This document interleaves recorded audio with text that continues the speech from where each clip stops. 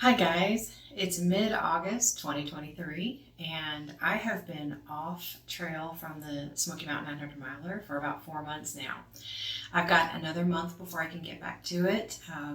New work obligations has kind of kept me off, and I'm super excited to get back, and I will resume my videos. In fact, I'm hoping that the week after this video posts that I can start back up with the trail videos. But I wanted to share something with you today. I've got a couple new little gear pieces. Some of them are just upgrades and nothing really much to talk about. But there is one cool thing that I have that I wanted to share with you. I am going to perform a sweat test. This is from a company called Levelin Heat Sports Sciences Incorporated. I learned about this just last week off of a podcast from the Backpacking Podcast. I will leave a link below in the description. I did not know that sweat testing for electrolyte balance was a thing, but the lady, she's a dietitian, and she was very informative and explained how the electrolytes we sweat out are based on our DNA. And all these products that we use to replenish ourselves, like I use Noon, I love Noon. There's also Liquid IV. There is Element. Levelin makes an electrolyte balance. And there's some others that I'm not thinking of right now. Propel, Gatorade, all of that. They have different formulas. If you pay attention to the labels and you notice, well, this one gives more sodium, this one gives more magnesium, based on just different things that people might need. And it's kind of hard for you to know exactly what you need. And a sweat test is one way to be as accurate as possible about the salts that you lose. I have struggled with this a little bit, and I think to the point to where now maybe I'm giving myself too much electrolytes over the course of a hike.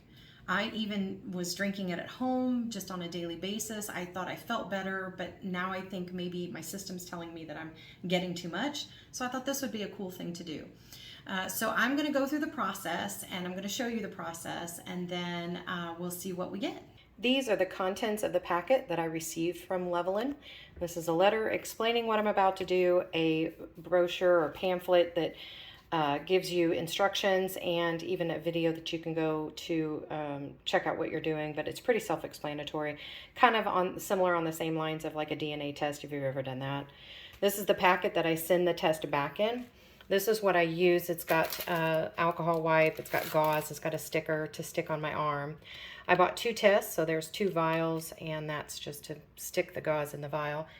This is the card that they want you to send with it. It's got some pretty in-depth information. That way it can get the most accurate results to you. So here we go.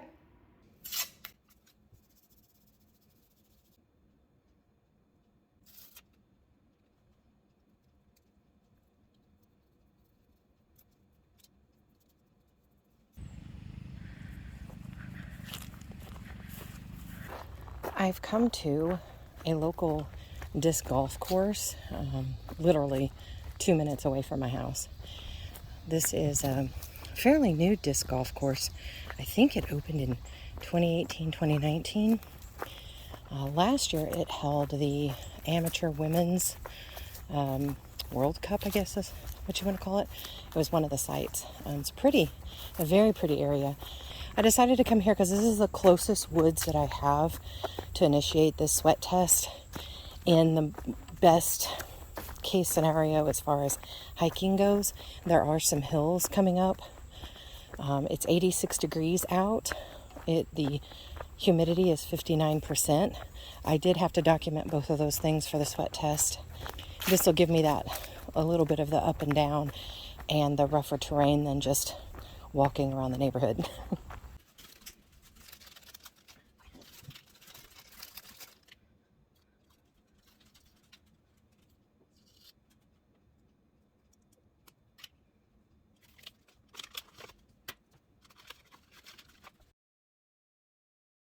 Okay guys, it's time to go over the results from my sweat test. I got it back about a week after I submitted it, and it comes with 4 different papers that kind of give you some information. The first one is the sweat test data, which is what I sent into them.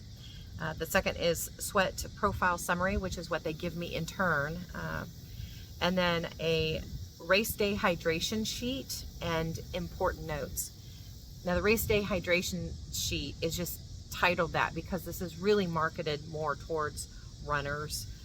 Any athlete of endurance, of an endurance sport type of situation can benefit from a sweat test, but I think their marketing niche is runners, so that's why it says that.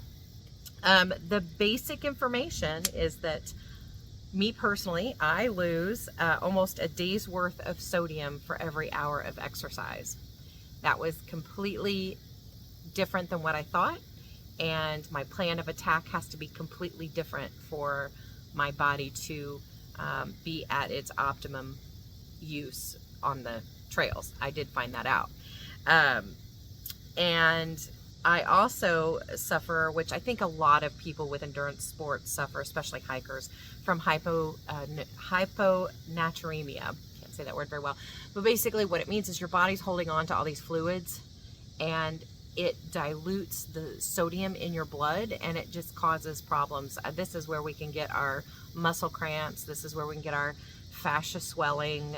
We can get all kinds of things, and I suffer from all of that. So that was no surprise or anything. This Levelin company does sell its own electrolyte mix, and I did not purchase that just because I want something maybe a little bit easier to get.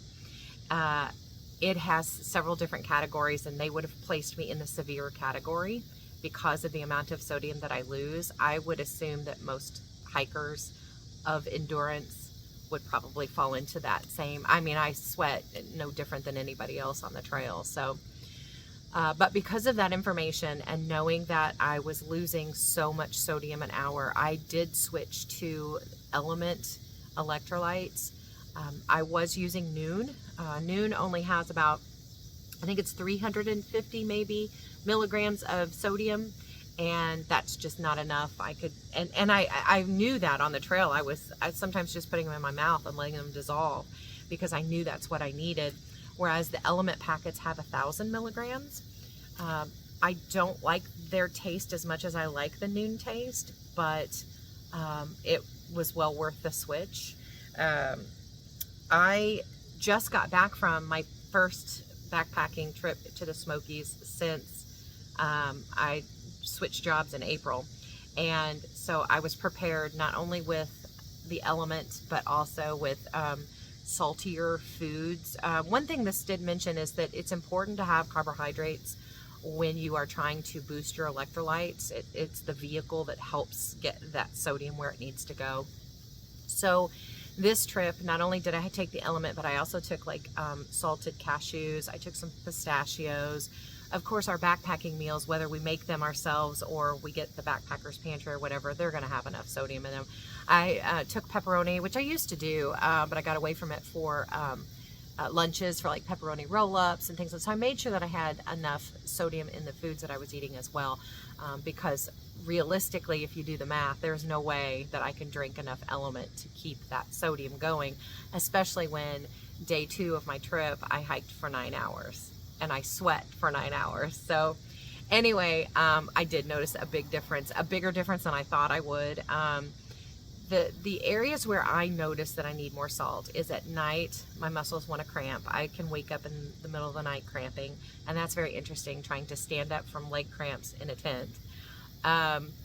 Also, very strange phenomenon, I think, but I guess because I use my trekking poles so much that on my drive home, a lot of times I will just, like this time I hiked out 9 hours, I stopped for lunch, and I drove home 7 hours.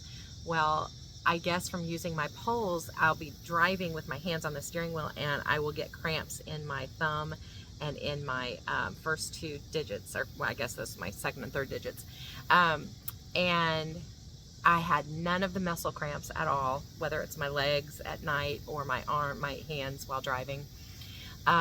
Also, maybe TMI, but you can tell in your urination, and you can kind of tell in your poop whether or not you're hydrated enough. And that was one of the tips that told me maybe I need to try this sweat test.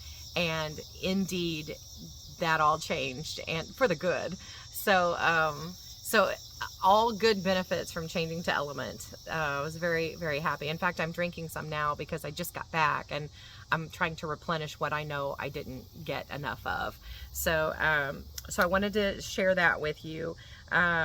And I think that's pretty much it on the sweat test. I'm sure you may have questions, and if you do, just drop them in the comments, and I will try to do maybe a follow-up video, or just depending on what the question is, I can answer it right there. But I think it was definitely worth it. I think I mentioned that it wasn't super cheap, but I think this is an important tool for backpackers. Even if you're just a weekend warrior like I am, when you go out there, you want to have the best experience possible.